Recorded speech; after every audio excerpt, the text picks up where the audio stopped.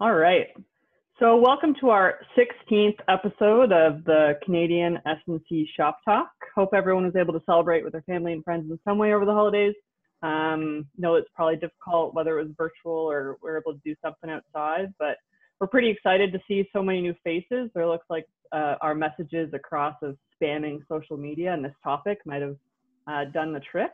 I'm one of the three hosts for Shop Talks. My name's Sam Frame. I'm also the head S&C coach at York University. Jordan Foley is the second one here, is S&C specialist for the Canadian Special Forces. And then lastly, we've got Dr. Trevor Cottrell, who will be our mediator for today's hot topic. He's a professor at the Sheridan College as a kinesiology and health promotion degree program that's there, and also Olympic lifting coach extraordinaire. So although this podcast is not sanctioned by the CSCA, and for those of you that don't know what that is, it's the Canadian Strength and Conditioning Association, created a couple years back. All three of us sit on that advisory as advisory members. Myself and Jordan are on the education committee, and Trevor sits on the standards committee. And then Trevor and I were also just recently named onto the board of directors, and we'll get a little bit more of the CSC update from Trev in a sec. But for those of you that are new to us, typically we do an update about what's going on in the S&C world this month, as we meet every month, the second or third Friday usually. Things got changed up a little bit because of the holidays, and we all got kind of busy. But we're going to do an update, and then we're going to send it to Trev and hear from some of our champion guest speakers on the realities of creating strength and conditioning programs in Canadian high schools. So on that note, I'm going to pass it to Trev for our CSA update for today. Thank you, Sam. So the Canadian Strength and Conditioning Association held its annual general meeting in November. We haven't met since then. We had approximately, 20 attendees, 22 attendees, which is kind of what we expected. We approved bylaws, we voted for a new board. We had nice presentations from Ed McNeely and Scott Livingston about where we were and where we're gonna go. And took care of a few initiatives, but just kind of as a bit of an open discussion where we want to go. Since then, the board of directors a new board of directors has been selected. As Sam mentioned, it's myself, Sam, Sheldon Persad, Elliot Richardson, Karen Bott, and Samantha Pritchard, and Shauna Forsyth. So we have 7 full board members across the country. Sheldon's going to stay on as president, Karen Bott, vice president, myself as secretary, Sam Frame is treasurer. And then each member of the board is going to chair the committees. The main committees we have are what we're calling now digital communications, which used to be the old social media one, education committee and standards committee. So I'll be chairing the standards committee, Sam and Elliot co-chairing education committee, and the digital communications was being chaired by, did Shauna end up confirming? I can't remember. I think Shauna confirmed. I think so, yeah, eventually. Yeah. Or no, well, she was helping with those standards too. Oh, geez. Who is chairing? Sheldon. Samantha Pritchard. There we go. Thanks, Sheldon. Memory failing me. A couple initiatives coming up. Our newsletter this month, and it relates to today's Shop and Talk, is related to the youth athlete and the high school strength conditioning. We are working on putting together a CSCA workshop, like a one-day mini conference. Looking at end of April, early May is a proposal. It'll be standard kind of online, but we're going to try and make it as interactive as possible. Just a chance to bring everybody together, and then, try and maintain some of the Canadian content and learning that we've tried to do in the past in some of the smaller conferences that we've hosted at a variety of locations, such as U of T and at Sheridan. And other things long term, the standards committee should be coming up with code of conduct and standards of practice fairly quickly. The education committee, of course, is developing articles, but they're creating new terms of reference where they're looking at, for example, the topic today, how to help high schools in developing strength conditioning programs. And then the digital communications is revamping their entire social media so that we can get more breadth of outreach through social media and through our website. So that's the CSC updates. Unless I'm missing something, anybody feel free to shop on. Sheldon, I see in there, throw a note in the chat or whatever it may be. Pass it on to what, Jordan? You're going to do any NSCA? I don't think there's too much to report there. Yeah, NSCA report, obviously, most people got through their CEU's reporting, that was something that we continually reminded there going into December. Of interest to me anyways, 2 people that I know personally got audited this year. I'd previously never heard of anybody getting audited for their CSCS CEU reporting, so it does happen apparently. The new certification that they are launching, Certified Performance and Support Scientist, they're having an information call the 28th of January, which I'm going to jump on and try to get some information from. We did try to dig out on behalf of Canadian strength and conditioning coaches back in the fall to see how that would be relevant to us in our contexts.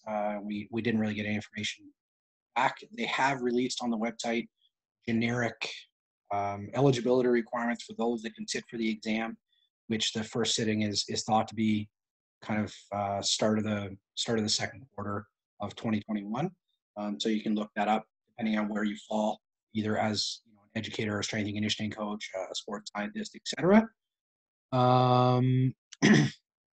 And also in the works is a virtual Great Lakes, NSCA Great Lakes Regional Conference.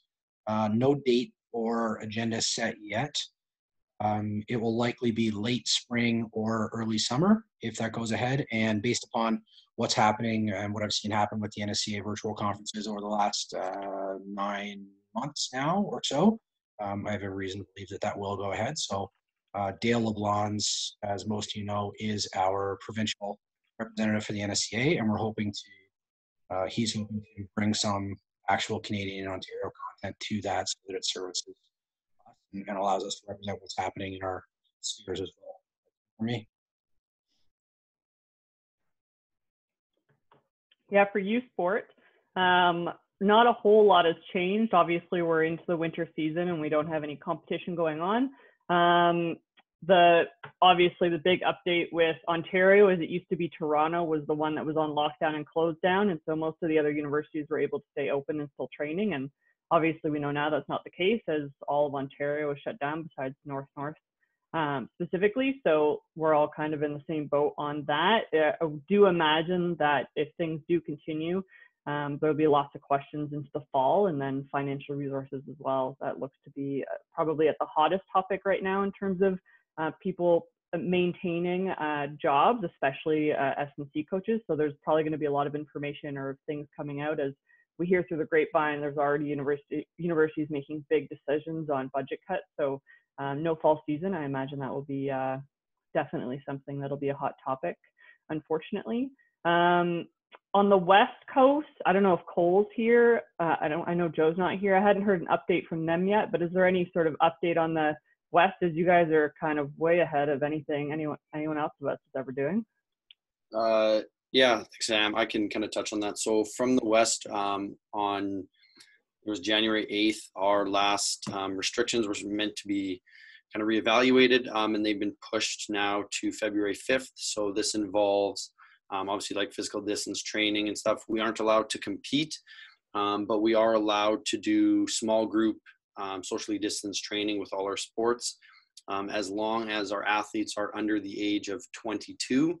And that was kind of the age given based on obviously the kind of typical age for a varsity athlete, but also with junior hockey. So that would technically allow junior hockey teams to fully participate, as all their athletes would be below 22. But other than that, I know like a UBC, like their weight room's open. Here at Trinity, our weight room's open. Masks on, physically distance, all those things. But everyone just, we were planning on being able to compete at the end of January, just even like inter squad games and stuff. But now that the government kind of pushed it to February 5th, we're kind of just sitting tight and trying to keep everybody fit and healthy until then. Awesome. Thanks, Cole.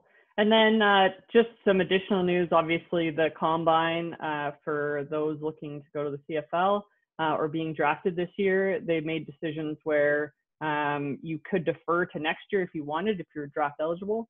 And those that hadn't deferred, they are still looking to host at U of T this year, and they're still looking to go ahead with it. So definitely creates some complications for athletes that are in certain regions and aren't allowed to actually train doing anything outdoors in terms of sprinting or being able to get up to top end speed or any sort of change of direction to test for the test.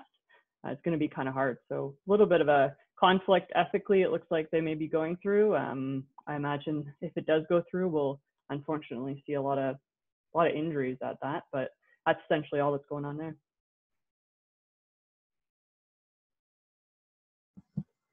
Okay, thanks, Sam. Looks like we're ready to go with the main portion of our talk today. So the theme today is high school and youth athletics. Specifically, what does it take to bring strength and conditioning into the high school setting? My apologies for those of you across the country. This is a fairly Ontario-centric seminar because this is a big problem in our area, and we know a lot of people in the area who've been successful at it, but I welcome any of you to throw your information in here. I don't see Scott Bass on this call, but I knew he wanted to see the recording. There's some people who are in traditional public school settings where it could be very, very difficult to get strength conditioning into it, and others who may be in private settings where it's somewhat easier. But we're going to discuss all the different barriers that exist to bringing quality strength conditioning programming into a high school or youth setting, and then try and hopefully come up with solutions to encourage school boards, principals, administrators to consider this as an option and to help us create a culture of performance in certain high school settings. I used some purposely provocative wording during the actual advertisement that went out where I talked about a race to the bottom.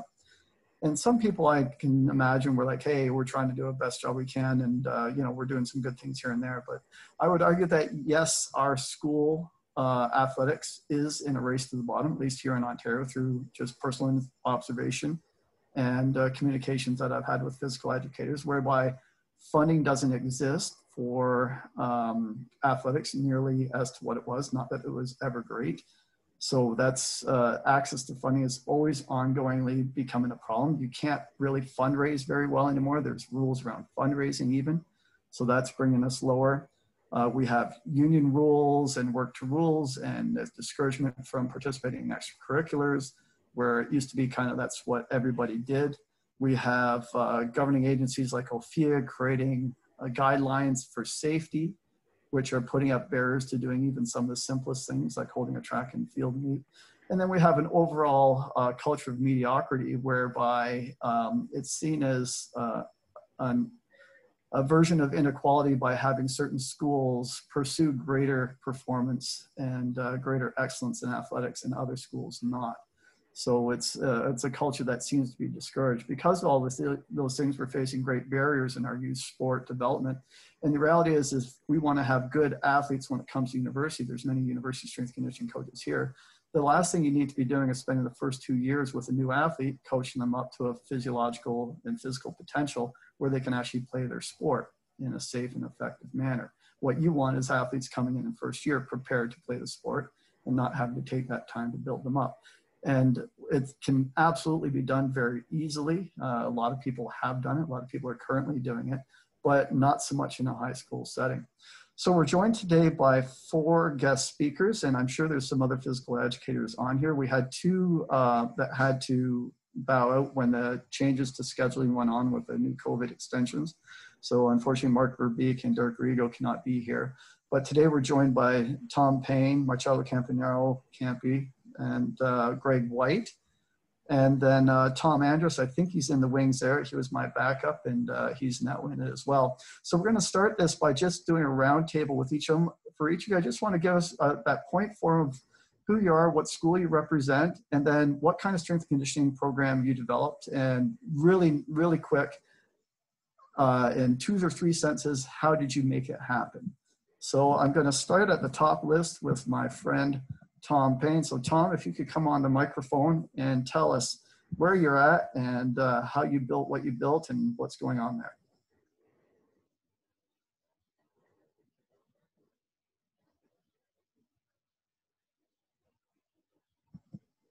Tom, is he still there? Tom Payne, calling Tom Payne. Hi guys, sorry. Oh, there is. Yeah. Bad connection here. I'm trying to get it sorted out. Okay, so if you just give us a little 1-minute talk as to where you are, what you're doing there, what kind of programming you have, and how you got it there. Like, I'm sorry to give you a short period of time, but the rest of the details will come out in the next hour or so. Go ahead. Okay, sorry, Trev, I'm lagging here. So am I first or is? Yes, you're first. I can Okay. hear you clearly. You're not lagging Okay. on my end. Okay, good, thanks. Well, we were the beneficiary of a board and university partnership some 12 plus years ago. And one of the guys who was key to that is on the call. I see Steve there. And our school, partnership was meant to try to create a way for high level high school athletes and high potential athletes to enhance their training and then be able to spend more time practicing their skill in their sport and using the school time to kind of help with the training. So it was initially a partnership with McMaster and the Hamilton board. Our school is part of the CCSDL, which is self-paced learning, self-directed learning. And then from there, for different reasons, it was kind of that program, even though it's still running today under Ben and with Mac, it changed more to being open to lots of students. We went from a model of testing and having kids come in and having to apply to then just being able to open it up with some offset, sport-specific regulation things happening.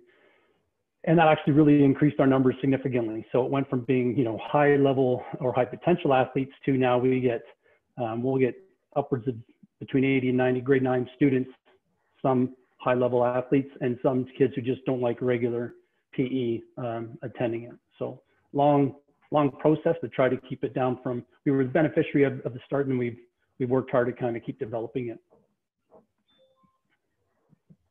Excellent. Thank you. On to Campy. Tell us about you. Well, let's just say he's retired now. I love getting retired teachers on this kind of thing because they can talk perfectly openly and honestly. So Campy, tell us your story. Well, that I am. I am retired from M.M. Robinson High School. I was there for 32 years, and I was at McMaster during that point in time, and I was at Guelph during that point in time. Anyway, in terms of putting together a program, I would say it was self-initiated. Strength conditioning was sort of passion for me from when I was a young kid. And my introduction to it was really through track and field and football. And I thought those had a place in a high school in terms of the strength piece and that. So I kind of worked towards that end. Development or evolution of what happened at Robinson was kind of bits and pieces falling into place. Building a facility that was a rifle range in a high school, converting that into something, and then over time and kind of staying at the same school. I only taught at one school, which is unusual now. It's probably not going to happen much anymore. But anyway, being at the same school and kind of hanging in there and eventually being in positions where I could control sort of the destiny of the phys ed program was how I was able to kind of incorporate strength conditioning over the course of my career. I became a department head, and then I was in a position to build relationships with principal, guidance, all those kind of things, to be able to kind of put those pieces together. So it's not anything as formal as kind of what Westmount would have put together, but at the time, we called high performance fitness program, was a regionally developed program. So that's kind of, an example of how I incorporated into your sort of mainstream phys ed. I had a guidance counselor who was on board with that, and the principal, but it always involved, we'll say, lots of communication and discussion and that kind of thing. It also involves stepping on some toes along the way when I thought that the strength conditioning and a high performance program had a more of a place from a practical sense than the gymnastics programs we were offering within mainstream. So I removed the gymnastics pieces from most of the mainstream phys ed programs, built a fitness program that was high performance strength conditioning, emptied out a gym that was full like year round of gymnastics equipment, and then kind of went from there. And it is what it is now. Well, I'm not sure what it is now, but who knows? It's not the same without you, man. Okay, thanks, Campy. Greg, there you are. Come on in, Greg. Tell us about your fancy little place. Well, first, thanks for having me. It's an honor to be here. Next month, I'll start my 30th year at Jacob Hespeler. Can't believe it's been 30 years, but we're a public school. We're a staff that's very passionate about the wellness of our students and our staff. All our students, not just our high-end athletes, but really all our students. A couple key points in being involved in building this. In '98, got a bingo license from the city of Cambridge. In that time, we've probably raised close to $300,000, and those funds have gone. They can't go to the football team. They can't go to the basketball team. It's gone directly to the fitness center. So that's been huge. Fundraising's tough, and you can't just do a one-time fundraiser because you spend the money and then you need more funds. So it's an ongoing fundraiser. So that's been huge. 2002, we had a new gym built. Above the gym was meant to be a mezzanine and 2 health rooms, and the contract, they ran out of money. So we were left with a 5,000 square foot cavern. Principal at the time wasn't sure what to do with it. He wanted to put bleachers up there and host championships. I said, if you let me make it a weight room, we'll touch hundreds of kids a day. So my good buddy and I, we started moving equipment into that space almost without his permission. Partnering with Advantage Fitness, trying to get the best equipment possible. We stocked it with Life and Hammer. Very proud of for safety and for, what's best for our athletes. And then with that relationship, we started what's called PowerFit Days in, I'm going to say 2005, roughly. Peter Twist was the first keynote. And guys like Brian Marshall on Olympic lifting, we brought in what we thought were the best coaches in the area and tried to, show them strength and conditioning. Jordan Foley's taught several. Steve Lidstone's taught several. Tom Payne's attended. 2007, we had a girl go to Florida State for volleyball. I asked her if they sent her a training program. She said, yeah, they did, but I don't know how to do any of it. And, we took a look at ourselves. I thought we had to be better. I thought we had to educate. The guys were doing Olympic lifts at this point and doing things, but I thought we need to revamp. And so that's kind of a turning point. And then really it's been student demand. We have more students opting to take PowerFit than traditional phys ed, and the facility has just continued to grow, and I'm proud of what we add each year. So that's where we're at. Great story there. Thanks, Greg. And Tom Andrus, are you around? I see a Tom there. I'm not sure if it's Tom Andrus. Checking for Tom Andrus. Send a text through to you, but all right, maybe he's not good. We'll go with you 3 then. So let's start at the beginning. How do we argue for or present a case for strength conditioning at high school? Some of you've already alluded to it. What's the anecdote of its effectiveness? And how do you convince people above you or in charge that this is a good idea? So Greg, you're on the line. I'm seeing your face right now. Let's just start with you. You're nice and fresh. Well, I don't think there's any time like the present. COVID's been really hard on our kids. Honestly, it has not been an issue at our school with admin. I've been fortunate to have a great relationship with many administrators. We have a great facility, and the wellness of our students, and the numbers show it. We've got 44 sections of phys ed, and we're seeing great improvements. Certainly we try to get a baseline at the start, and we can show like some of the technology we use using GymAware. We can show parents, we can show other staff how much our kids are improving. So to me, it's not hard to come up with reasons why we should be doing this. To be honest, I'd like to see more in the primary level, maybe movement standards or fitness standards, and get these guys and gals moving more in grades 2, 3, 4, all the way up to grade 8. So, they're better prepared. Seems simple. Campy, anything to add to that? Any arguments you went through to say this is a good thing? I know you made arguments against gymnastics and for strength conditioning. Maybe you could elaborate on that.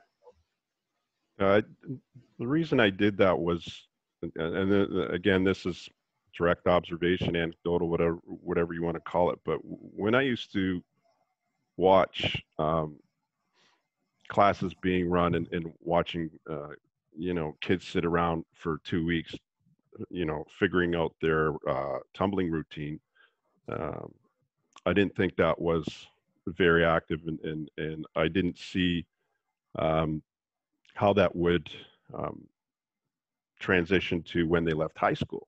Not that gymnastics is an important skill, and those kind of things. Also, every second semester we had a kid breaking an arm or breaking an ankle or breaking a leg or whatever, and so that there was a safety issue, but I think it also was relevant to the competency level of that person trying to teach gymnastics. And not that they weren't good teachers, but you were putting teachers in, I think, a vulnerable situation there when, like, teachers college and phys ed degrees and those kind of things have changed. There's a couple phys ed programs in the country that still have activity units, within obtaining a degree. Most of them are kin programs in science. So I think, there's not a lot of qualification when it came to gymnastics. But anyway, I thought, first of all, that what we could do through a fitness center facility and how we would develop program through that facility, again, was more practical and way more lifelong than any gymnastics program would have been. I remember those discussions with, and they were the female phys ed teacher says, "Where's an 18-year-old girl going to do gymnastics outside of high school? Like, and when is she going to do that?" And we're again trying to address an issue of decline in female participation in phys ed programming at that time as well, and just thought that program in particular wasn't helping the matter, and we thought the fitness piece could. So did you have similar outcomes to what Greg had? You had good buy-in and then an expansion? I think Tom also mentioned initially we had that, and we had that when the school was sort of stable in terms of its population. But our school went from, over my time, went from 1,800 students down to just under 700, and then it just went back up, but based on a merge. So when they brought Pearson High School into Robinson, now that population's back up over 1,000, and you're starting to see sort of enrollment in phys ed programming go up. But kind of in the meantime, proportion-wise, like enrollment was pretty good. But at the same time, like that, there's the complicated piece when it comes to putting programs in place and thinking it's going to have longevity, and it doesn't. Unless you're at a school that's going to stay stable population-wise, then you're probably going to stay stable in terms of your enrollments in phys ed, and you can promote and all that kind of stuff. But I recall having actual enrollment numbers go up over the course of 2 or 3 years, and actual sections to teach go down, because the priorities were different when it came to giving out sections to teach. And again, I was fortunate because I'd been there a long time, so I was not subject to being surplused or anything like that. And I think that's a whole other discussion as well. Great, thanks. And Tom, you probably have you're still in the mix, quite thick of it. 12 years of the partnership with McMaster. I'm assuming it's an easy sell now for you at your school, but maybe it wasn't so easy before. And what antidote can you give to other people trying to do this at their schools? Yeah, well, really to start, I didn't go in as much detail as I probably could have at the beginning, but the common piece with both Marcello and Greg is, we gave up and created a space to allow us to do more as we realized the potential for it. And part of that was having an admin on board that was open to it and saw the potential of it, and having other department heads. At the time when I joined, it was a grade 9 and 10 program. And then thanks to, really Steve kind of pushing, like, hey, we need to get, these kids have done really well. We need to continue to do more for them.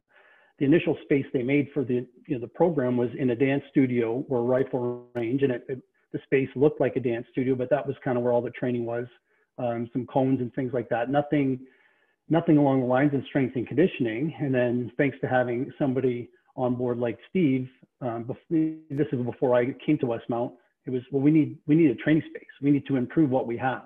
So then they posted a job. I got the job. And then the first step was trying to take our crummy storage room, weight room filled with lots of old things and getting rid of that and trying to develop into something where, we got rid of all the Nautilus stuff. We got rid of all the bulky equipment, and we went with some squat racks, thanks to a donation. And we went with, and then thanks to Mark, who was our fitness and wellness consultant at the time, kind of like, we got some funding to purchase some new things. So it was dumbbells and barbells and squat racks in a small space, upsetting some of the older or the longer term phys ed people who are like, they're used to it kind of one way. But the idea of, we need to create better movers. So better athletes, better movers. Initially, this was just for the sport academy kids, but then it was opened up to the fitness lines. And then the second evolution was to take our small gym and make that into a training space, smaller than the one that Greg had talked about, but still something that other schools, nobody has anything similar to it, right? You throw down turf on one side and you've got a 75 foot by 45 foot small gym that have 12 kids usually playing volleyball or ball hockey in it, and now you can get 70 kids in it moving every single period if you had that. So the benefit of pushing, like, hey, this is better for everybody. We're going to create, we're going to get caught up and modernize what we do, as opposed to one of the things is people kind of ask, well, when I took phys ed back in 1973, this is all we needed. And it's not 1973 anymore, right? So that was a big one. Again, having that foundation for moving better as we moved on was a big piece. So I see Dave Bam is interested in jumping in. Dave, what were you gonna add to it?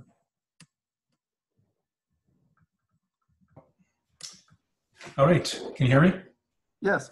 Great, thanks. Yeah, I was just wanting to jump on what Marcello was, Marcello or Marcello? Marcello, Marcello. Italian background or something like that. All right. Campy, man. He's the campy. Okay. So, Yeah, Campy.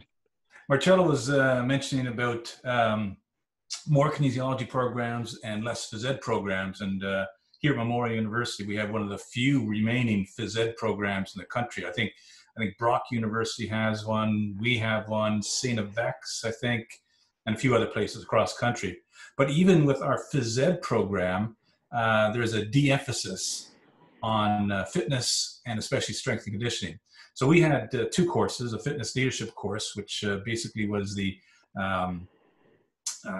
CSEP fitness, I can't remember which one it is, but the lower one, and then the advanced was the higher certification. And so there is, of course, in those courses, we have strength and conditioning type of instruction.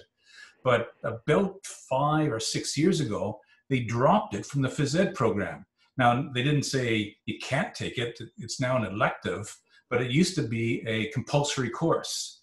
And so, of course, there's other things that are important, but, you have to get into an argument about. So we've had a lot of, movement competency emphasis, social psychological courses, socio-cultural courses, socio-whatever courses.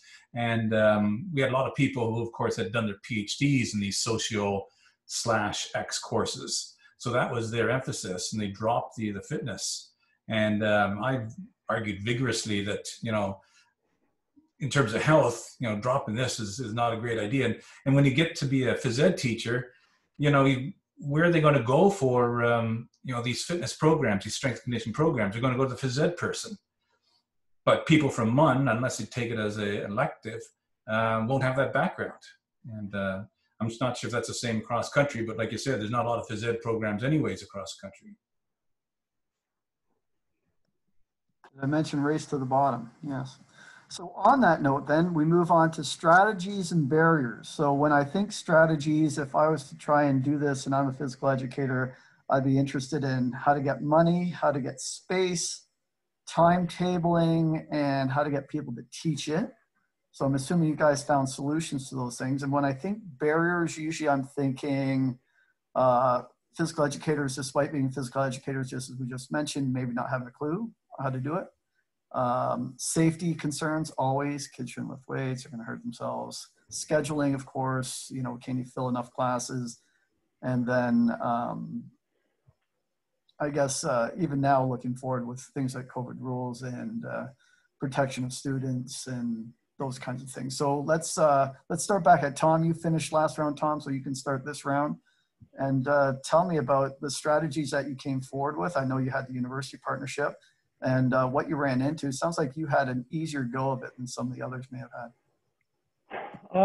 Yeah, like to an extent. I think the biggest strategy was, convincing the other people involved that it's a good idea, right? So it wasn't, the female phys ed head was on board right away. She saw the value of it. The male phys ed head was on board. There was some resistance from, as you mentioned, like people that the biggest resistance of not knowing, right? Or having a misunderstanding of what it was or the abilities or how it would be taught, or not wanting to be put into a position where they didn't know what they were going to do.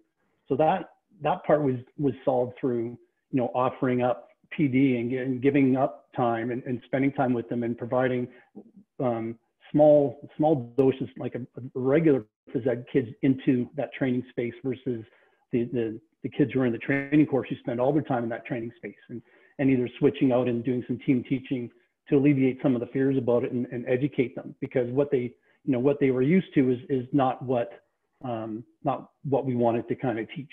So that part required some finagling and some conversations and trying to convince people, because especially some of the old guard, right? All you old guys, Marcello, you're stuck in your ways. Well, your ways are good, but it's hard to teach some people, and they don't want to see. The funding piece, we called in a lot of favors. We were the benefit, like having, like, again, I brought up Mark's name, having our fitness and wellness consultant say, hey, this is an important piece. And it was a kind of a board program. So that gave us a chance to access some initial funds to get started.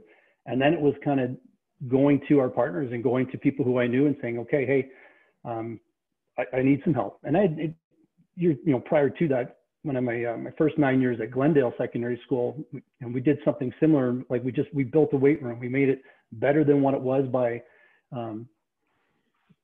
I actually had a bingo back then too. Nothing like what Greg had done, but you got to put time in to get money. But then when there isn't any money, then you need to look to other venues. So, and if we were fortunate to have our school's 50th at the time, so that was immediately trying to take over the beer garden and run that, and that was able to provide us with some assistance. So there are ways in doing it, and obviously you're not going to have a 50th celebration every year. So it does require asking for help. It does require going to places, maybe not, and starting small. Like our first phase was pretty small before we moved into the big gym, right? So the strategy there was just trying to get as many people on board, right? And then once they got comfortable with it, then much more open to teaching it. And then the lines went up because kids saw that what was going on, and they liked it better than regular phys ed. There's still a really important place for regular phys ed. Like our athletes will take regular phys ed and they'll take their training course. So that was a benefit from the switch over of only allowing one phys ed kind of credit to count, and the province allowing it to count for more than one. So let's move on to Greg, the money maker of all money makers in physical education. Everybody brags about you, Greg, and you're the bingo king of Cambridge, I guess. Tell us all about your strategies. I don't know about bingo king, but don't come home smelling like smoke anymore. No, I think big picture, there's a couple ways to look at it. Like I went to a football clinic in the early 90s at Notre Dame, and I can remember Lou Holtz saying, you know, if you're faced with a problem, you got two choices. You can live with it or you can fix it. And there's a lot of glass half empty people out there, and just, you know, they're not willing to, but very fortunate with the phys ed department we have, where we're all on the same page and motivated. And let's face it, you got to have funds. The two biggest barriers are space and money, like plain and simple. The other ones don't even come close. It's space and money. And you got to find ways, being creative. So someone on here, sorry, I didn't catch the name, but Jay asked to speak to Specialist High Skills Majors program. I'll give you an example. So we have Anthony Magicomo, some of you would know on here. My partner in crime in PowerFit, we call it PowerFit up in the weight room, and he runs the Specialist High Skills Major for 3 years. I taught co-op, so there's kind of a partnership there, but the funding is unreal, like almost better than bingo money. I'll give you an example. Like a gym aware unit is about $2,400, $2,500 US. We have 7 of them, 1 at each rack. And then that really leads to motivation and accountability. So, you know, you can tell the student at the 3/4 of the way through the semester, you know, hey, Campy, you only got 300 reps in. Meanwhile, Jordan's got 850. It's a great tool. So SHISM actually helps. So we have a Specialist High Skills Major in sport. So that helps with technology. And I think you got to be creative. I see Ben Brahmi's on. Ben coached at one of our PowerFit days. I read Ben's article. His mentor, Jeff Watson, who I really look up to and ask a lot of advice to. You know, our weight room stocked with stuff from Princess Auto, from the Army Surplus Store in Preston. We have a great tech department that builds and brands our stuff. I mean, I'm not that, you know, the Comtech guy, our record boards look like, you know, something at Penn State. They're phenomenal, and they were made in-house for very little money. So yeah, you need to get money, but there's other ways you can be creative, you know, and put a lot of people through stuff. If you have bands, and if you're willing to hang the stuff yourself in the weight room, it's those are some of the things we've done. Yeah, you know, like people always say money's a big barrier, but for I would think if you were allowed to scrape and bag and borrow like we used to be able to in the good old days, you could probably equip a facility for 20 grand for 20 kids training, pre-COVID prices now, assuming that comes back down. But we always hear about money's a barrier. Is it because that the fundraising has been limited now, or that you now have to get things fully tendered? There's no more cash deals. Like back in the old day, you used to, you know, just do a fundraiser, take the cash and go buy a machine. Has all that stopped, or do you have workarounds for the financial things? Well, I think you're a little low on. Well, go ahead, Jordan. Greg did talk about money and space. I think that some of these guys might downplay the importance of the champion too. Just because, like, even with money and space, what ends up happening is garbage gets created sometimes, right? Much the same as, I'll just use myself as an example, probably to the negative first and then hopefully to the positive second. Like, I'm a qualified music teacher. You can give me as much money and space as you want. We're not going to have a good band. We're not. Like, I mean, maybe if I put some effort into it, but in any case, I worked at, you know, years back, one of the most well-off schools in Canada. I think it probably is the most well-off school in Canada. And I still had to fight to get money. I had to fight to get space, and it needed a champion. And I'm not saying that nobody else could have done it, but I was the person that was there, that cared, that had some sort of expertise and knowledge in the moment, right? So it's also that champion too that decides to take that on as their project. Like all teachers, most teachers, all the good ones that we know of, like they're overworked, overstretched, everything. And it's what cause are they willing to chase down? And maybe this isn't as happening as much now because of litigation and policy and stuff, but think about how many things that Greg, you did, Campy, or Tom, like after hours when no one was in the building with your buddy and your own tools that like you'd end up almost in jail now, right? Like moving 3,000-pound pieces of equipment up the stairs with a dolly that you got from U-Haul, and like that's champion behavior, not money, resources, space, all that stuff. So Yeah. along with the resources needs to come kind of the champion. I think, I mean, you hit it. You know, Jordan, I was going to say this is, you know, you brought up obstacles.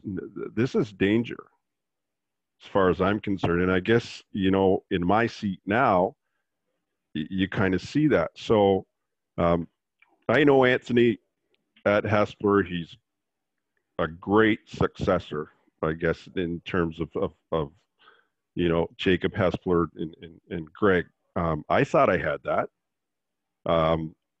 And when I started and the program got rolling, you know, it was like bulldozing straight ahead. And I did not really anticipate 10 years down the road.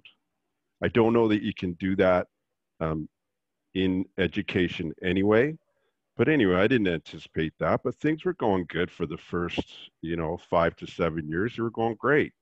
We worked, you know, to get money, and we got money. We got, you know, we got some space, and then we got more space, and we got the support. And then when it came time to start putting more people in place, and I guess that sort of mentorship and expanding who can teach those specific courses, then things get complicated. So, you know, the example I'll point is I had someone there who was very passionate about strength conditioning, goes and does the NSCA stuff. And then 10 to 12 years into his career, you figure it's going to be stable. Well, he's starting to, you know, get a mash of timetables, geography, history, one phys ed.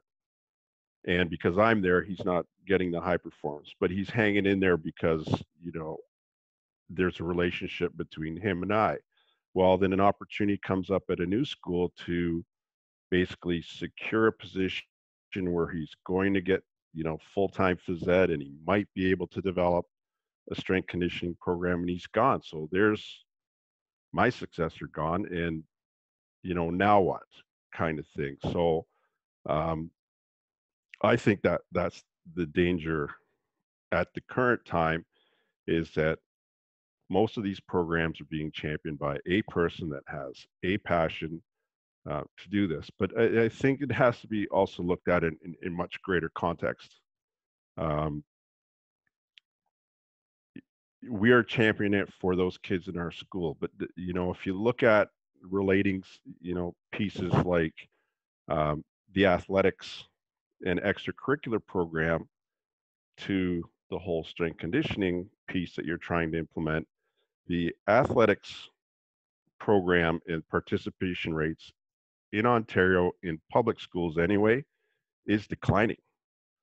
And I mean, you can, I guess I'd have to be specific. We'll talk Golden Horseshoe area.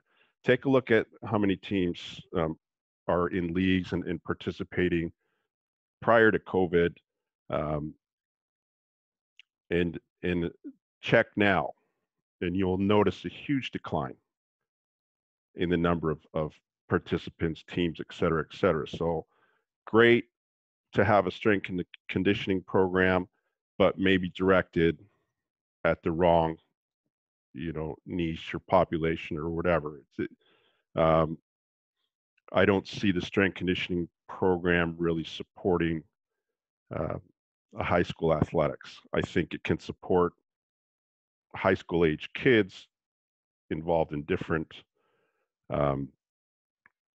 places, i.e. the community, and I think that's kind of where things go moving forward. But anyway. I just got word that Scott Vass was able to hop on. Scott, are you there? I was wondering if you have a moment to tell us a little bit about what's going on the West Coast with your high school and other high schools on the West Coast. So I'm kind of cutting off the theme, but I'd love to get Scott in on this. Sorry to throw you out there, Scott, if you aren't ready for it. Sorry, I just got off the. Can you guys hear me? Yeah. Okay, sorry, I just got off the field. Hopping on, bud. Just got off the field with my football guys, and I've got. I work for Wrestling Canada too, some of you guys know. So I've got a coach's call in one ear and you guys in the other ear.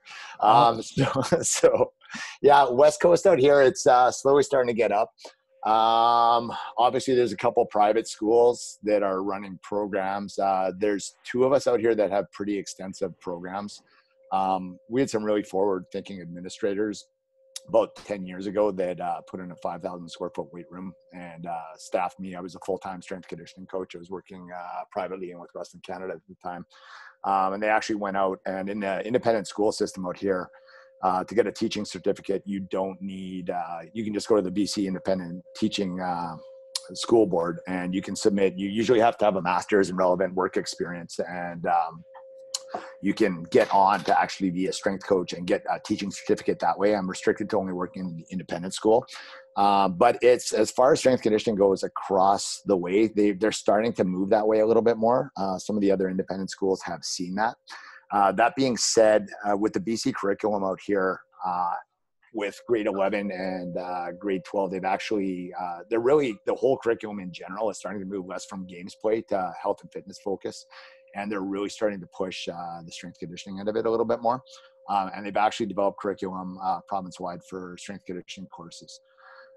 So I sort of jumped on just when you guys were talking about funding restrictions. And I think that's the big thing right now. And I'd have to agree. I think it was Trevor that was talking about being able to outfit a facility for about 20 grand.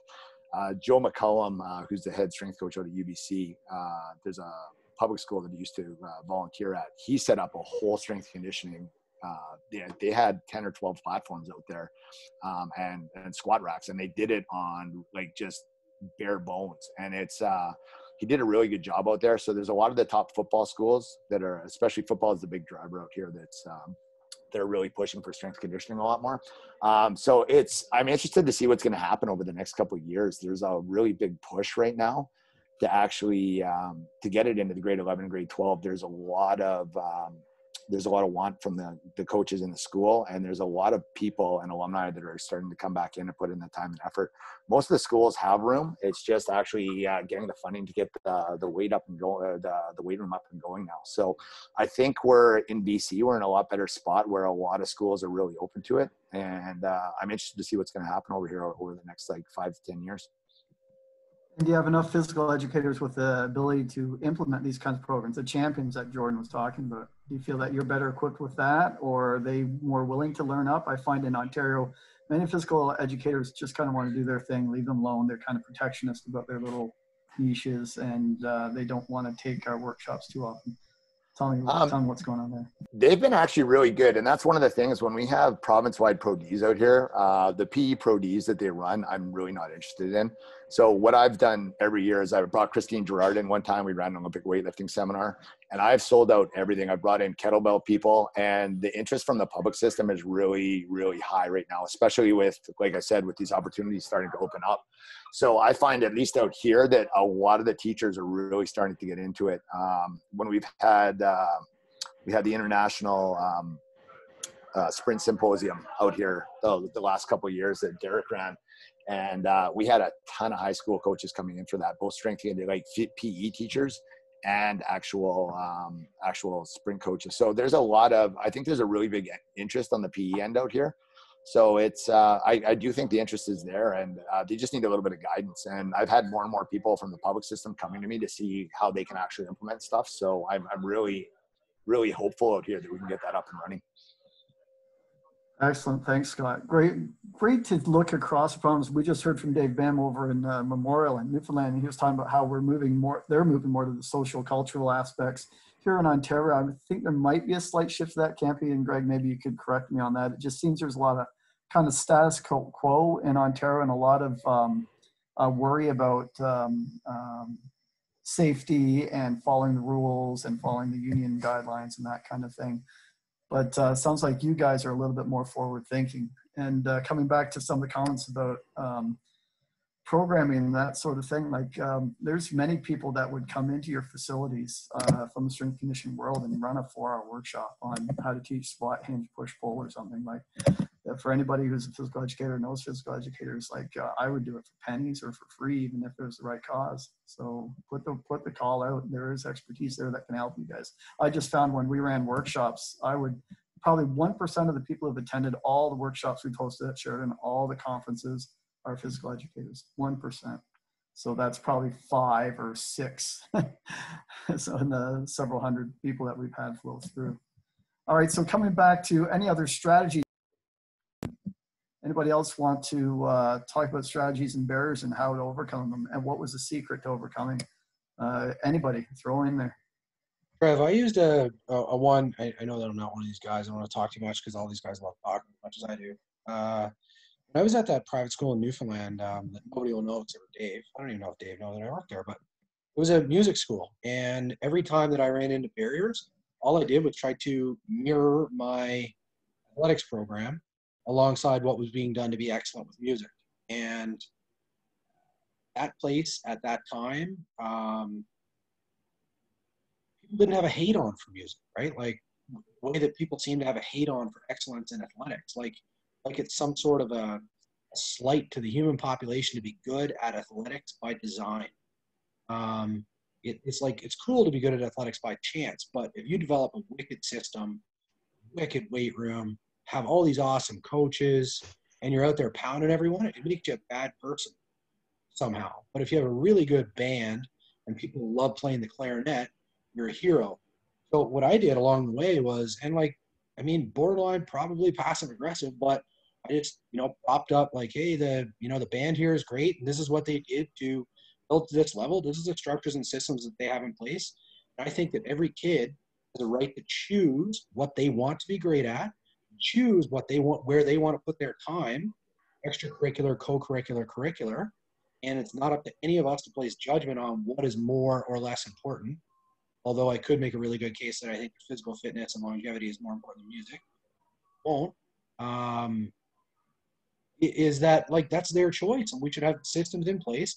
And if something is proven in a certain place to work for one thing, why don't we mirror along with that? And then when you put that point forward, it often makes some of your critics either on your side because they're like, yeah, those are some really good points, or it silences them a lot and says, yeah, our kids do have a right to choose where they want to be great. Good, thanks, Jordan. So we're going to change gears now, just try to keep things moving. Now let's, we've alluded at this bit, and I think I'll start off with Tom. Let's talk about that public-private partnership. So you partner with the universities. That's a great niche, but there's only so many universities around. How about partnering with other strength conditioning centers? How about partnering with like things like the Canadian Strength Conditioning Association? Is there any potential for these partnerships, or are you just going to keep running into red tape? Say, for example, if you want to go train at someone's private facility a mile away, a couple days a week with your kids instead of building your own weight room, is that a viable thing? So Tom, you start off there. Sure. It is a viable thing. You're correct in the sense that they seem to be trying to make things harder to get done, right? So when starting out and being able to I give Marcello a ton of credit here. Like, if it wasn't for him, my first program wouldn't have taken off, because he was able to help me and give me stuff, right? And his work and effort passed it on to me, and then I try to pass it on to someone else. But as far as partnership, we were very fortunate with our partnership with MAC, and there are more than just there's more than just MAC, but you got to have you need administrators to be willing to say, okay, and we're okay with you moving it out there, but then there's a cost associated with it, and a lot of people now they don't want to have any cost, right? And you got to make it equitable for every student to be able to go. And then where does that come from? So if you have the right forward-thinking administrators, they're going to make it, they're going to be helpful in doing that. Or if the kids can afford it, or you have that particular partnership, or you need to offer something from the kids. They have to be willing to put in some effort and time in order to make those kind of things happen. So whether that's coming in to a school, and if I'm a private trainer saying, okay, and we've had them before, and we used to be able to pay them. Now they've made it hard. Like, if we were to offer, we had a field trip course that, kids they were supposed to pay a certain amount, and then they go on a number of different field trips. As soon as they don't want to pay for the field trips, well, then you can't offer, they don't have to pay for the field trips. But if you budgeted, your class on 25 people going to wherever it was going to go, if it was going to go climb, and 15 kids opted out, well, all of a sudden that $5 a kid turned into $25 a kid, right? So there needs to be some kind of focus on that from above to say, hey, these things they're opportunities for us. They're important opportunities for us. We got to push more for The amount of money that's involved in education for literacy and numeracy is immense, and it's important. But the amount of money involved for physical literacy and improving physical literacy is minuscule, and that needs to change, right? And that needs to come from, like, my own kids in school.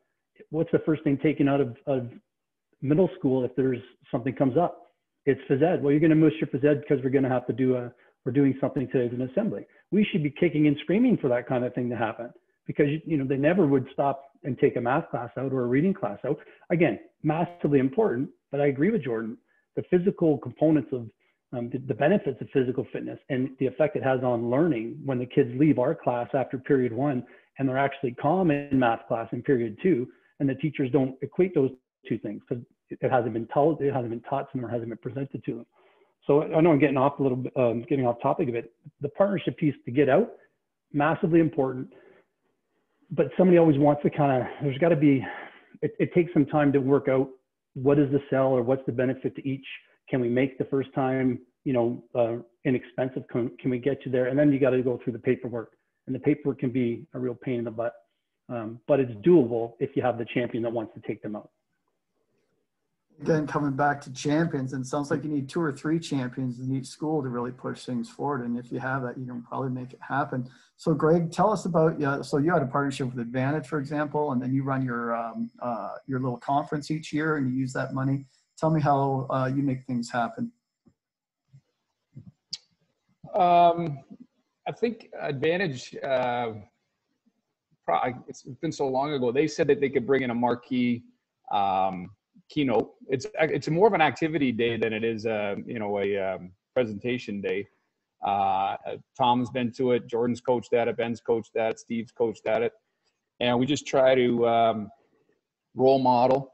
And one of the reasons was to educate teachers on the latest and greatest in strength and conditioning. And I think partnerships are great, and that's who I've decided to partner with because of the education side, university strength and conditioning coaches. I think we got to be careful if we're going to partner with, a guy that's just opened up shop down the street. I always tell our phys ed teachers in our department, like, we're the experts, or, we can learn ourselves. We can do this, and that's what the Power Fit Days were for us to learn.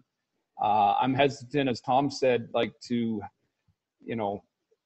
it's a public school and they should be able to get a great program without spending any money to go rock climbing or to go to a gym to run on a treadmill or slam a med ball. Like, I think we should be able to provide those things and educate ourselves to be able to, to coach up others. I mean, I wasn't I never did Olympic lifting in my life, but I read a lot about it and hung around guys that, showed me how to do it. And I feel pretty confident the last 10, 12 years teaching our guys how to do it.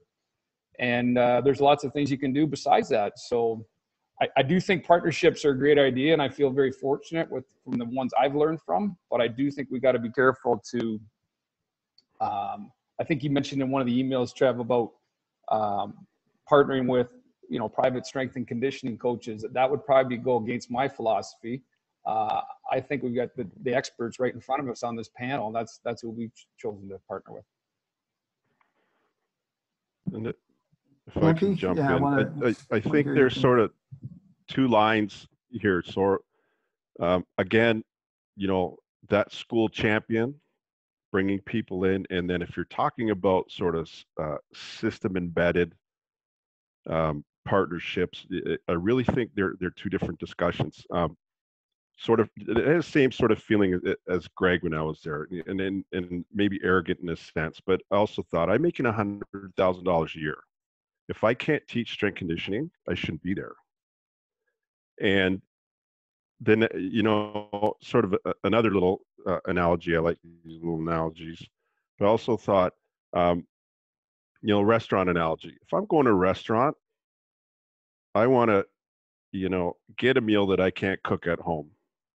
And if I can cook the same meal or do it better at home, I'm not going back to that restaurant. And the same sort of thing when it came to, bringing people in. I wanted to bring people in. I'm not bringing in someone with same or less than type qualities or competencies that they're already getting. And I think that was kind of and this is way back, was one of the, driving forces was to provide kids a program and a facility that they didn't have to go out and pay someone, $60 an hour. And this is, I'm talking times when, like I'm looking at this screen and I see people that are highly credentialed. Talking like 20 years ago, there were a lot of clowns telling you that they were a strength person and all that kind of stuff. So again, like, times have changed for sure. I think in terms of the big picture piece, you've got to look at that that attempt to try and system embed the strength conditioning, and that's a big project, but you sure won't go there, with local private. You could go there with a McMaster. Potentially that could probably be expanded. Brock could probably, there's people there that already have relationships in the school systems and could probably go to the phys ed coordinator for the board, or can get that phys ed coordinator to go to the superintendent, responsible for those schools, and then those partnerships can go from there. But I know one thing too, is that schools are very, very wary about their partnerships and their sponsorships, and they got a friggin' whack of rules about, who's going to be allowed into that circle. So, yeah, there's opportunities. They just got to make sure it's the right people and the right agencies moving forward with those things. So I'm going to come back to this in a minute, but I think this leads us kind of into a side conversation about the specialist high skills majors and the sport academies and that sort of thing. Are those the only way you can get this done? Do you have to become a SHSM? Do you have to develop, was it the Hall, FC Hall, or Bill Crothers model? No. No? Because they seem to get away with it, though. Like probably the easier way to go. The easier way to go is academies. Crothers has had some longevity, and I don't know a ton about Crothers, just kind of from conversations and that kind of thing. But they have some longevity. I think Westmount's closest to that situation because of that partnership with MAC, et cetera, and bringing in kids that are sort of higher performance type kids in the community. But like we had a teacher who did a little stint, was the strength conditioning coordinator at a sort of hockey type academy. I don't think the academy exists anymore. I think the academy left after Connor McDavid left. And like he had him for 2 years or whatever, but yeah, you can make it work, as long as the A, B, C, and C circumstances are in place. I think the academy piece is probably more comparable to what can happen in a private school. You have to have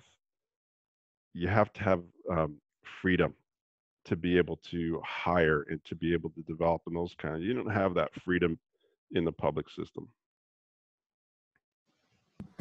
Anybody else want to give insights on the high schools majors? I know Jay Mahalda was wondering how we could partner with them. Anybody have unique insights into that? I actually did partner with a high school in Milton, which was a specialized high school major for 2 years when I was at Humber College. And so they worked with us. That grew out of the fact that I was coaching at a different high school in Milton, sport coaching. And then, like Marcelo said, some of those teachers got opportunities at a new school and then started that specialized high school major at that school. And so they came to Humber. It was a big revenue generator for us at the college level. They came to us, I think, once a month. And then they also visited other facilities closer to Milton, on the other weeks. But they came in to our weight room and we did stuff with them, or we would go to their school as well. But that was, a big piece to us from a revenue standpoint, but also just leveraging a relationship I had from sport coaching or just kind of volunteering, right? And so kind of that's where it started, but it grew into that over the 3 years that we did it. I don't know if they still do it there, but you know, that was a good intro to create that relationship with the college and a high school. But I don't know if anyone else has chosen to do that, go that route, or investigated how it would work with schools like, you know, closer to you in your area. Anyone else here done that? I know at Sheridan, we've partnered with a couple. They've come in for tours, those sorts of things. We have middle school that actually comes in once a week and does both health education and exercise physical literacy type work, but it's free. It's all, there's no money exchange, but they find the money for the busing and they get the permission. So it's doable. It's again, you need people to push that through. Anyone else for high schools or academies? All right, so now coming up to maybe the last, what's that? Go ahead, who's there? I was just going to agree with Marcello. Like, I don't think you need the academies or the specialist high skills major. In fact, I think some of our students probably find it intimidating. We want to provide something for everyone. Like, we hope that we have enough for our high-end athletes, but the majority of our students aren't going to be high-end athletes, and we want our facility to be inviting to them. And, you know, us role modeling that and being active with them, I think, has been the secret to success. And let's be honest. Go ahead, Tom. Yeah. Sorry. So yeah, agreed with the academy piece. Like, we initially started and were called, you know, an academy, and then it was kind of taken away from us.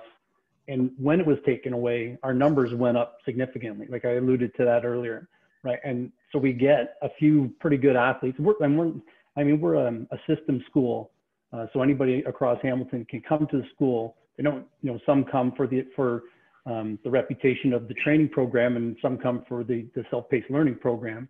But we're not like your typical normal high school. But when we took away the academy piece, we went from one class of 20 to 28 kids to 3 classes of 25 to 30 kids in grade 9. So offering the idea of fitness activities in grade 9 and having somebody, again, it comes to having that champion at the school, but offering that. Lots of kids don't like traditional PE because of how it makes them feel, right? They're not athletic. They're not the ones who run around. They don't like the competition. But when they get to learn about their own movement patterns and how they can improve on what they're doing, and they're judged on that, I've seen that make a big difference. And we'll get some kids who are absolutely terrible movers in grade 9, but they stick with it for 3 years because they like what it does to them. And athletes, how many of us are going to play athletics when we leave high school? And the answer is pretty, you know, very few. How many of us at some point in our life are going to try to get back in shape? And the answer is almost everybody. So from that standpoint of trying to teach, hey, here's some skills and here's the enjoyment to them, that is going to lead us to have customers that when they leave high school and they leave university and they leave college, right? So and let's be honest, when we're talking about grade 9 and 10 in the weight room, what's the difference between fitness and strength conditioning? Really, in some ways, you know, it's some of the principles can be identical. It's just one person, if they have a little bit more athleticism, they load more weight on the bar after a period of time. You know, really, the workouts aren't that different. They shouldn't be. It should be about the movement patterns, right? Yeah. And teaching them how to do it and putting them under a bar and teaching them their, you know, and there's many different ways of doing that. And I know Marcello did that for years, and Whitey does that. That's where you get people to buy into it. And then they come back the next year and the year after that and the year after that, which increases your lines. But it's having people in the building who can teach it. So when they're ready to go out, then they're coming into these other facilities, or they need a little bit extra. So they're going out. It's not trying to take work away from anybody, but it's trying to enhance, hey, let's increase our customer base by creating people who are more into it and more not intimidated by it, because that's a big thing. When you say strength and conditioning, you think meathead, pick up weight, put weight down, repeat. You don't think better mover, better conditioner, better athlete, right? And that's one that we fight a little bit. And once we see what it's all about, we get more buy-in. I saw on one of the chat posts, someone mentioned about, you know, putting that skill development within within the phys ed program or teachers college program. And I think that's, to me, I think that's where this can start or where this can build. If you've taken out all those activity-based type of PE programs, you got to bring it back in at some point in time. I think in terms of teacher competencies and credentials, et cetera, to come into a phys ed class and teach it. Like if you're coming into a phys ed class and you went 4 years in a kin program and didn't do anything of an activity nature, how do you have any kind of expertise moving forward to teach kids? And I don't think they get too much of it in the teachers colleges as well. Like they get a couple stints, where they're partnered up, and that sort of teacher candidate piece, and they may get a few weeks and go through some stuff there. But I think if you sort of registered, enrolled, or were accepted into teachers college to complete a teaching certificate that says you're going to be a health and physical education teacher, then I think that's the place to get this piece integrated into the schools as well. If you come out of teachers college with strength conditioning credentials, whatever those might be, then I think you kind of infiltrate the system in that sense, and maybe over a 5 to 10 year period, if that's what you've hired is people with those kind of competencies and credentials, then it's built in. Like you can manipulate the fitness curriculum any way you want. You can make it strength conditioning, or you can make it endurance, based or marathon running. You do whatever you want with it. It's not hard, to justify to anyone from a curriculum end that you're covering the expectations. So, again, if you have that skill base coming in, I think that's kind of the place to attack. Then it's not, on a guy like Tom and Greg and I see Scott there, these little blips and dots in terms of who's capable of doing this kind of stuff. Awesome. So Jordan, you're going to pop on, and then I got one more question. We have about 10 minutes to wrap things up.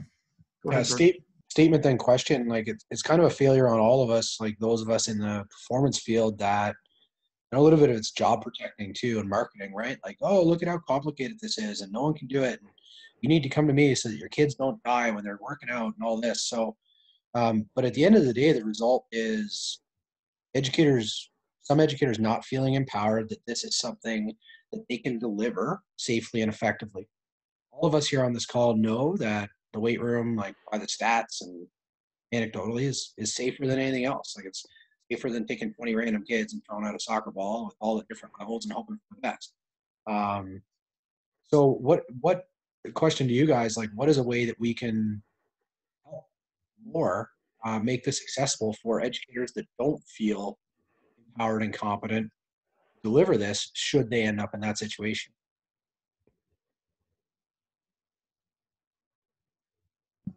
Who wants it? I'll start. Go ahead. Tell us how we can get in there and help you guys. Great point, Jordan. I think it's reaching out to your local schools, right? It's investing time, right? It's investing time without expecting anything in return initially, because when you invest it, then you build that relationship, you become trusted, you become a resource that when they can, they're going to bring you back in. But it's investing or providing opportunities to teach and to train, and then getting them out of their comfort zone. Because you're right, and Marcello's point is great. As a physical educator, you should be able to cover all aspects of movement, and a huge aspect of movement is how do we do strength and conditioning properly and safely, right? But I think from an independent business owner or is looking out to say, hey, how can I come and help you and create that relationship with you? Because as Whitey said, I don't want to bring people in who I don't trust. And we've had people come into our school from the other phys ed teachers, and I was like, well, why are you paying them when we have resources here that we can do that? And they had built a relationship, and it's all good to have people in because the kids enjoy seeing other people. But I think offering that opportunity, to learn is a big step. I think there's some things happening in the province. There are opportunities. So the OPLS conference that just happened. So I saw Steve on there, and I watched that presentation, and I thought that's a good presentation for teachers, and they would have got something out of it. And again, it could be applied from a strength conditioning piece. But like Steve was one of about 2 people over a 3-day conference that was, let's say, sort of strength conditioning, high performance background presenter in that group. So, you know, taking advantage of that opportunity to try and present in there, and I know that committee that puts it together, they're always looking for speakers. So there's an opportunity, and 90% of the clients or the subjects there were teachers. I saw this week OFSA put out a province-wide call for track and field, and they're offering full reimbursement on any Altus course you want to take. Now that's probably, you know, a response to if they don't do something, they're going to end up collapsing track and field because of all the policies of safety, et cetera, they put in anyway. But there's a step, and people will do it. And I think, I guess, as a proactive step, that, you know, the Canadian Strength and Conditioning Association as a group start putting those conferences and learning opportunities together for teachers at the high school, elementary level, whatever the case is. And I think it's that if you build it, they will come mentality. I don't see, besides NSCA, too many opportunities for teachers, sort of, you know, province-wide, system-wide, or whatever, to you know, learn from the likes of, you know, the people that are in this call right now.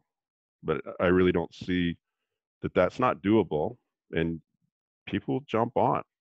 I'm pretty sure they'll jump on. Others? Greg? I wanted to say just one thing, sort of in regards to Jordan's point, about sort of us making it seem more complicated than it is. So I've worked with, I got to say, around 10 like phys ed teachers in my tenure as a strength and conditioning coach at private schools, and I would say of those 10 that I've worked with, and like all of them are extremely competent in their specific niches, I would say 1 or 2 of them would have really been able to take over if I was sick one day, right?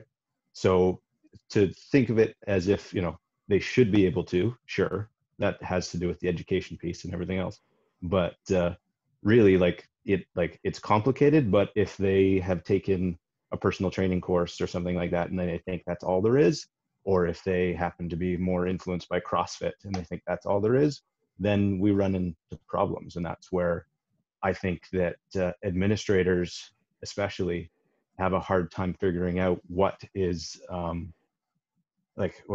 who to trust them. So in my school right now, like they actually like sort of took away some of those responsibilities from the people who are more influenced from CrossFit, just from a branding perspective. And then also because there were additional risks as they interpret it. So it's something that, you know, there's a lot of influences, and I like, until there is somebody who takes over who can actually be more influential in that sense from an organizational perspective, we're going to have people who think they're qualified who aren't as well. Oh man. Yeah, so we only have 5 minutes left, and so this segues perfectly into the finale. One of my big beefs is I want to reach out to physical educators. I want them to become more competent in the weight room, whether it's for fitness or strength conditioning. I want to give them the resources they need. Ms. Mancini was asking about programs. I can hand out programs. There's 100 different ways you can skin that cat.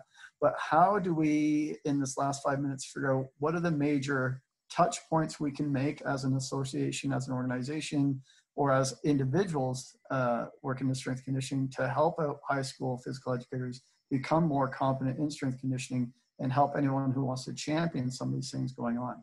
So I'm going to put this up to everybody in the chat. So, sorry, I brainstormed to put anything ideas up, and then I want to give it to our panel.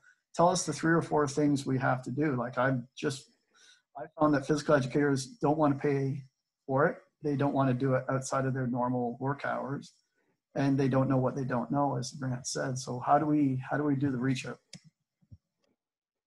Roundtable, go.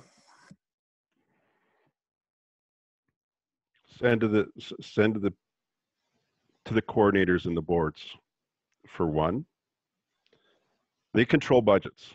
They control professional development budgets. So again, if a presentation's made that you're going to offer workshop, etc., to the teachers, and you know the benefit, etc., but the cost could be incurred by that coordinator's budget, and then it's not coming out of teachers' pockets or anything like that. I mean, I think there is that piece. You also have people who are going to do it because they see it as important to their own professional growth. I think that's like they do control budgets. So, you know, if it's a matter of money, the time issue is don't schedule, schedule during the day so they can get supply and all that kind of stuff, but that's a starter.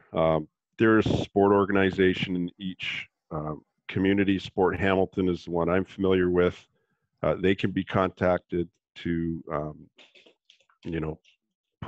put people on their program when they're running conferences as well. And I think those are 2 places to start, and probably pretty good ones.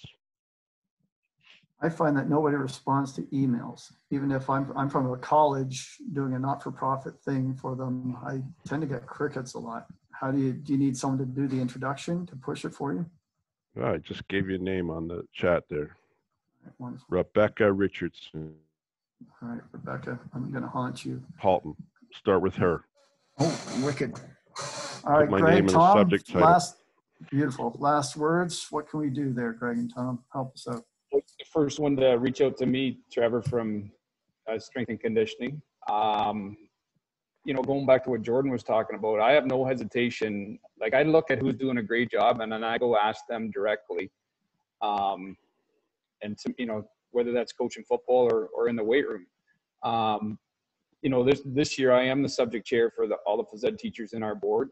So if you send me an invite, Trevor, it's easy for me to put it out to all the phys ed heads.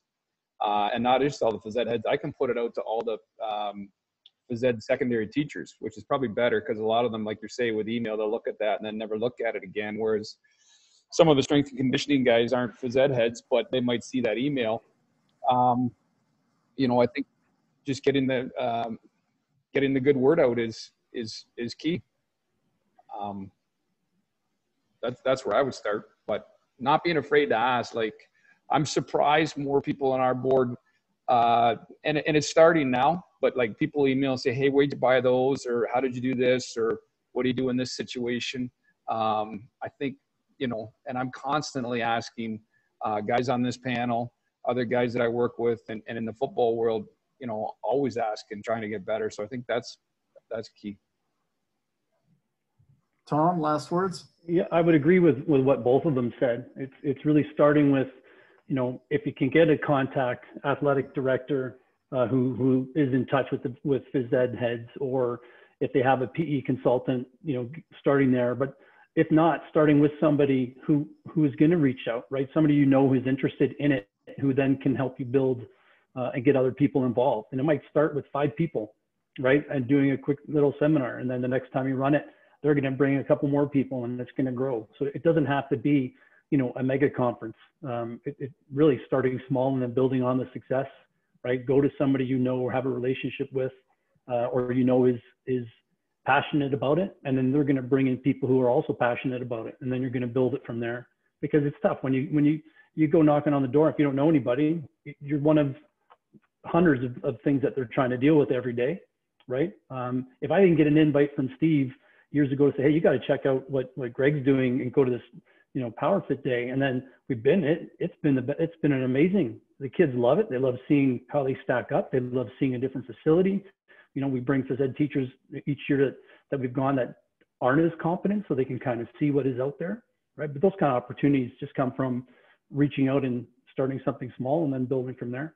So beautiful. Great last words. And what do you guys think about, should the Canadian Strength Conditioning Association put more efforts into perhaps a high school strength and conditioning subcommittee, or our digital communications committee focusing some of their mailings on high school groups? Or I don't know if there are some common social media groups or online groups that we could target.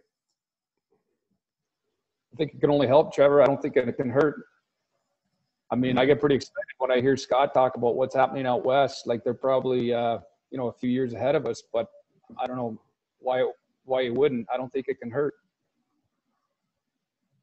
Yeah, I just want to make sure it's time well spent. That's all. I just find that, like you said, we're a few years behind out west. I find that we're almost kind of going backwards a little bit right now. That's it. In the last 10 years, I don't think we've moved forward too much. It seemed like we were, and then it seems like it's stagnated. So I don't know if there's political will to really push it forward. Okay, folks, that's our time. It's 1:33. We went 3 minutes over. That was a really good one, guys. I think we covered a lot of ground. Really appreciate everybody's time. This is going to be posted on YouTube. So subscribe to the Canadian S&C Shop Talk. You can search it on YouTube and subscribe. And then feel free to share this presentation with anybody in your network. Send it out just so they can get a feel for what's going on and who the people are in the industry. All those people who stuck it in there's a lot of names I know and then a few I don't know. Welcome to our event, and feel free to send us any ideas for future podcasts. Usually we're the second Friday of each month is when we try and run it. Okay, Jordan and Sam, any last words? Jordan, you good? All right. Good. Thanks to all these guys. They do great work. Keep it up. Yeah, keep going. Really proud to be associated with you, gentlemen. Okay, take care, folks. It's been a pleasure. You can stop your recording there, Sam.